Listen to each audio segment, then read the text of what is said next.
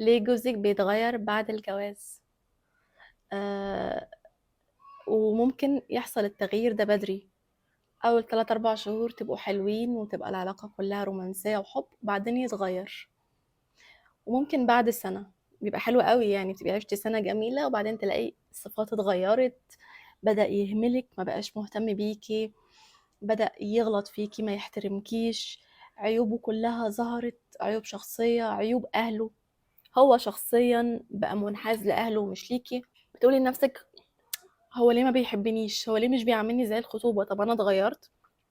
طب يمكن عشان جسمي اتغير، أو عشان الحمل، أو لأ مش عشان كده، علشان خلاص يعني زهق.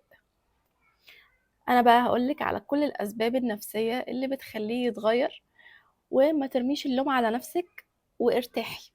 مش عايزاكي ترمي اللوم على نفسك. لو انتي فعلا عاملة اللي عليكي في العلاقة، مش مقصرة، وحتى لو بيحصل تقصير احنا بشر، وبتحترمي الراجل اللي في حياتك، مهتمة بيه، عاملة واجباتك، فعاملة كل حاجة، وهو في عيوب بقت ظاهرة ما كانتش موجودة قبل كده واهتمامه اتغير، فأنا هقولك على كل الأسباب النفسية اللي خلته يبقى كده. أول سبب، حب المطاردة. يعني المطاردة في الأول قبل الجواز، فترة الخطوبة والتعارف، انتوا كنتوا الاتنين زي علاقة القط والفار، يعني هو مش عارف يمسكك، ملكيش ملكة لسه عند أهلك، مش متحكم فيكي 100%.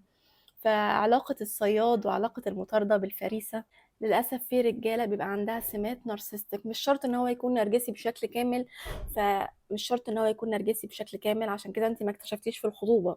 لا، هو عنده سمات، والسمات دي ما بتظهرش في الأول خالص، لان هو لازم ان هو يجيبك الاول، فانت بتفضلي دايما في فتره الهوفرنج. يعني ممكن فتره الهوفرنج اللي هي بمعنى ان انا بقول لك كلام حلو وبهتم بيكي، تبقى طول فتره الخطوبه، سنه سنتين، عارفين بعض من زمان، قعدتوا 3 4 5 سنين 10 سنين مع بعض، هو اصلا عايز يمتلكك، فهو عنده السمات دي.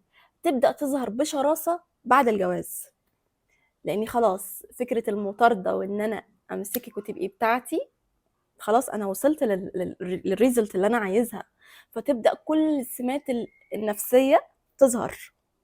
فانتي ما تلوميش نفسك، لان انتي وقعتي للاسف تحت صيده. لو عندي وعي كفايه، وانا عارفه فتره الهوفرنج، وعرفت احطه تحت اختبارات نفسيه قويه، كنت هقدر اكتشف ده. ولكن احنا في فتره عدت علينا ما كانش عندنا الوعي اللي موجود دلوقتي، ولا فكره ان انا اخش اسمع فيديوهات واعرف الراجل ده فيه ايه وما فيهوش ايه. فعادي يعني، ما نلومش نفسنا، المصيبه حصلت وخلاص. فاول حاجه، هو عنده سمات نرجسيه او نرجسي. وعايزه اقول لك على حاجه، ممكن كلنا نبقى عندنا سمات نرجسيه، ولكن في نرجسيه صحيه، ان انا احب نفسي، احب افضل